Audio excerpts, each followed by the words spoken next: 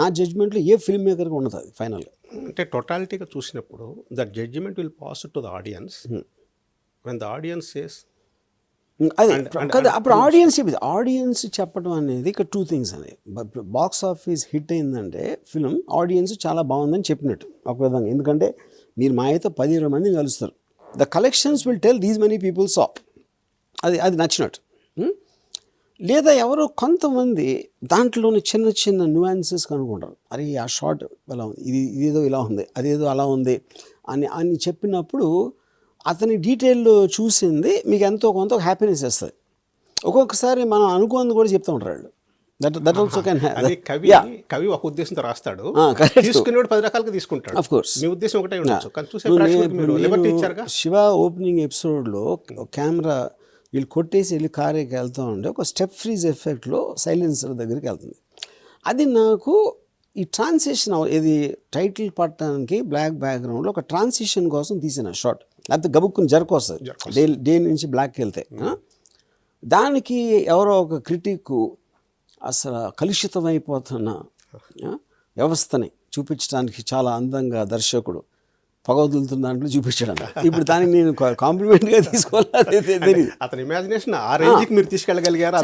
That is what art is అండి. Art అనేది artist express చేయడానికి, వ్యూవర్ పర్సీవ్ చేయడానికి ఎప్పుడు కూడా ఇది ఉండదు. నా ఉద్దేశంలో సినిమా అనేది ఒక మనిషి లాంటిది. మీ మీ మీ మీ మీద ఒకడు చాలా మంచి ఇంప్రెషన్ ఉంటుంది, ఒకడు ఉండదు, ఒకటి ఇంకోటి ఒకడేమో ఇది అంటాడు అది అంటాడు. మనిషి మీరు మారరు. వాళ్ళకున్న సెన్సిబిలిటీలోంచి ఆ ఇంప్రెషన్ మారుతుంది. ఫిల్మ్స్ ఎగ్జాక్ట్లీ ఆర్ లేదు. ఇప్పుడు శివ నుంచి శారీ దాకా మీ ప్రస్థానం మీరు చెప్పదలుచుకుంటే ఏం చెప్తారు?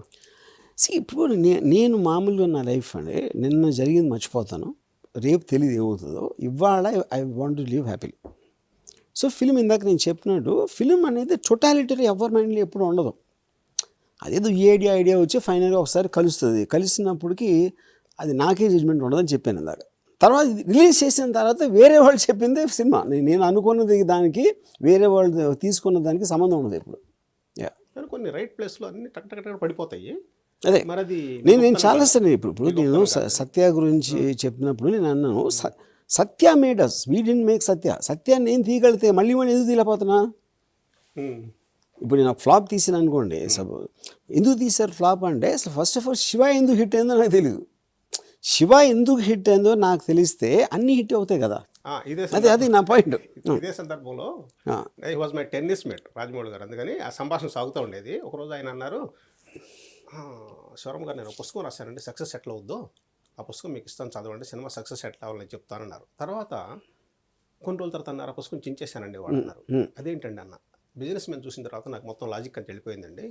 యాంటీ హీరో బూతులు మాట్లాడతాడు, అతను ఆ సినిమాని ఒక్కడు తీసుకెళ్ళిపోయాడు, మహేష్ బాబు సక్సెస్ చేశాడు, అది చూసిన తర్వాత నాకు సినిమా సక్సెస్ ఎట్లా అవుద్దని లాజిక్ మొత్తం పోయిందండి. కరెక్ట్. అది మీరు ఎట్లా చూస్తారు సినిమా సక్సెస్? అది అబ్సల్యూట్ కరెక్ట్. మీకు నమ్మకం ఉండదు సక్సెస్ అవుద్దా లేదా? పాయింట్ అది కదండి. ఇప్పుడు సక్సెస్, ఇప్పుడు ఏ డిసిషన్ మీరు తీసుకున్న లైఫ్లో మీకున్న చాయిస్లో బెస్ట్ డిసిషన్ ఒకటి తీసుకుంటారు. దాని రిజల్ట్ తర్వాత తెలుస్తుంది. ఇది వాట్ ఎవర్ టైం పీరియడ్ అయిన తర్వాత అంతే తెలీదు. మీరు పిల్లలకి అంటారు, ఆడు పెరిగి ఏమవుతాడో మీకు ఎట్లా తెలుస్తుంది? ఆడేమవుతాడో మీకు తెలీదు, వాడిని బయట వాళ్ళు ఎలా చూస్తున్నారు కూడా మీకు తెలియదు. Exactly that's what happy. ప్రతి డెసిషన్ నేను చెప్పేది, మీరు పెళ్లి చేసుకుంటారు, జీత్ భాగస్వామితో మొత్తం లైఫ్ అంతా గడుపుదామని అనుకున్న తీసుకున్న డెసిషన్ చాలాసార్లు రాంగ్ వెళ్తుంది. కానీ అప్పుడు వెళ్ళే వరకు తెలియదు కదా. అది మీరు హోప్ తోటి డెసిషన్ తీసుకుంటారండి. రిజల్ట్ అనేది మీ చేతిలో ఉండదు. సర్ప్రైజ్ ఎలిమెంట్ లేకపోతే లైఫ్కి అర్థం ఉంది. అది అంటే సర్ప్రైజెస్ కదా. లైఫ్లో ఆల్వేస్ మీకు చాలా ఓల్డ్ లైన్ ఉంది కదా, life is what happens to you behind your back when you are planning ahead in life. Sari గురించి చెప్పండి. శారీ గురించి